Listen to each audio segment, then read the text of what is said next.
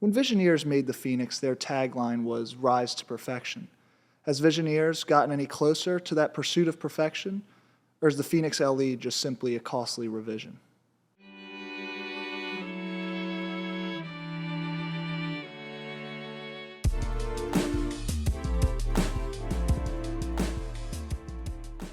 Hey everyone, Matthew here from Bloom Audio, and today we are talking about the Visioneers Phonix LE. When we first started carrying Visioneers, we got sent out a few demo loaner units, and it didn't take long for us to quickly fall in love with the sound of the EXT, the VE8, and the Phonix. When I saw that Visioneers was making a revision to the Phonix, I was pretty surprised as I felt as though it was a pretty complete IEM, but I was very intrigued to see that the low end was going to be retuned a bit. Limited to 222 units worldwide, we've been lucky enough to open one here today to see how it looks visually, sonically, and if that low end is improved at all over that standard edition Phonix. So without further ado, let's take a look at the build and design.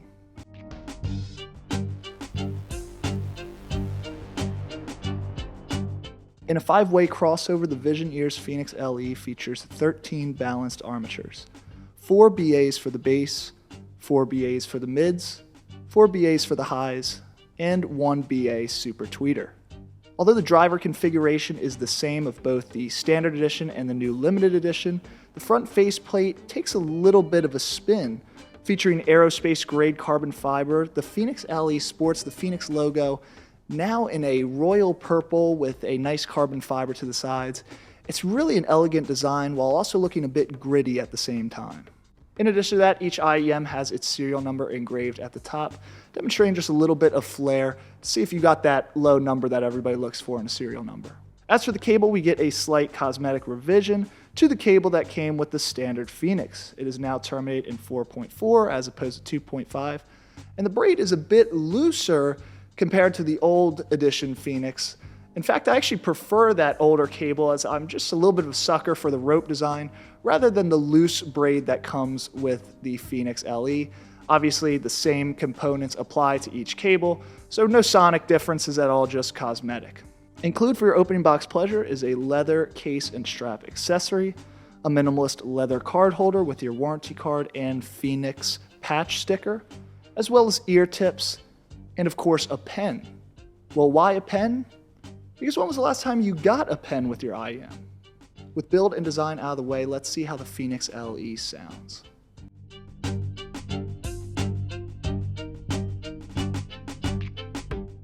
The incredible tonal balance created in the original Phonix remains true, just with a few small differences, the main difference being in the low end as promised. Phonix LE's bass consumes you like a wave. It's tall, it's present, it's loud, and extends really well into those deep low-end frequencies with great texture and rumble. When I went into my listening, I kind of imagined that with this new fast and impactful bass, we were going to see the organic and lush mids or that resolving treble take a bit of a step back. That's actually not the case.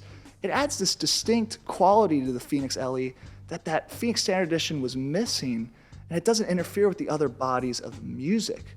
When I was listening to the Inception soundtrack, that feeling of tension and those high stakes carried over to my listening as again this wave of bass just followed behind me throughout my entire listening session, making the Inception soundtrack just fun and exciting.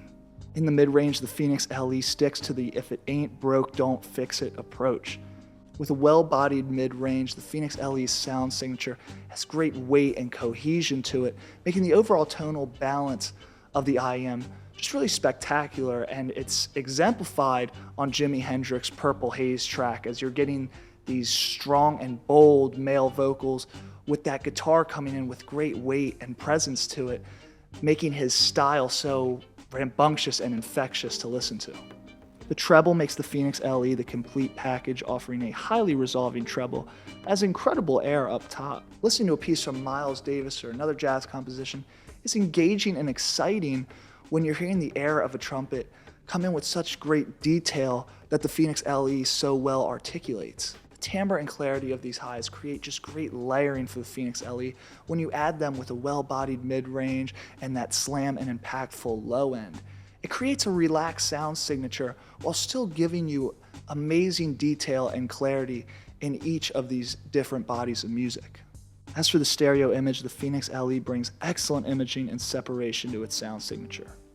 The stage that the Phonix LE sets is both natural and wide, offering great space and separation in between instruments, offering that excellent sense of imaging without ever sounding artificial.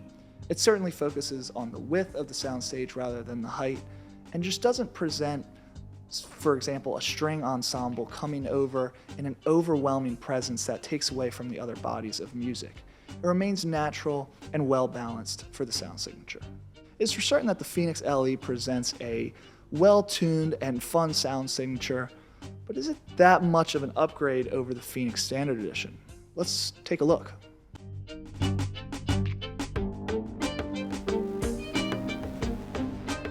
Both the Phonix LE and Phonix Standard Edition feature the same driver configuration. Vision Ears just wanted to retune that low end to give the LE a little bit more oomph. So starting us off in the low end, the Phonix LE certainly proves that point that Vision Ears want to get across of that improved low end, as the Phonix LE just comes in with great rumble and texture, as I mentioned before. Where the Phonix Standard Edition, it's just a little bit more laid back. It's more neutral. It's definitely doesn't have that emphasis on it. But the way that the Phonix LE was able to put an emphasis on it without it sounding too overwhelming or, again, infiltrating those other bodies of music is very impressive, and it just feels as if it should have started that way to begin with. Vision Ears brought over the best quality of the Phonix Standard Edition to the Phonix LE, and that's in the mid-range. It remains organic and lush.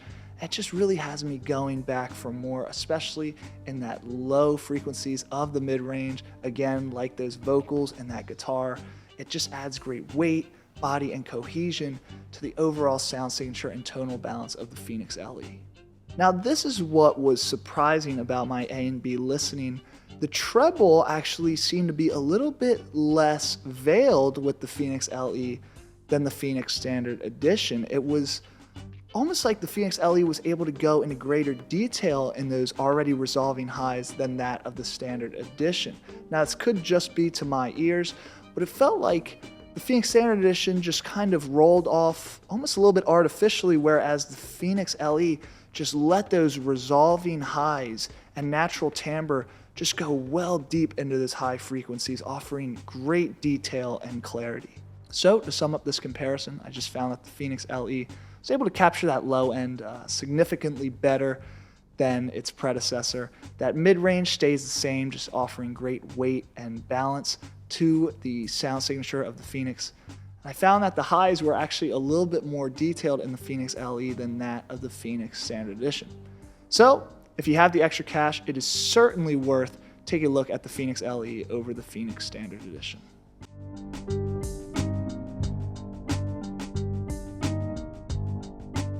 So to sum it all up, is the Phonix LE's sound $500 better than the Phonix Standard Edition? Maybe not. But when you factor in the materials used, the limited quantity, and the sound signature, I think there's no denying that the Phonix LE instantly becomes a crown jewel in any audiophile's collection.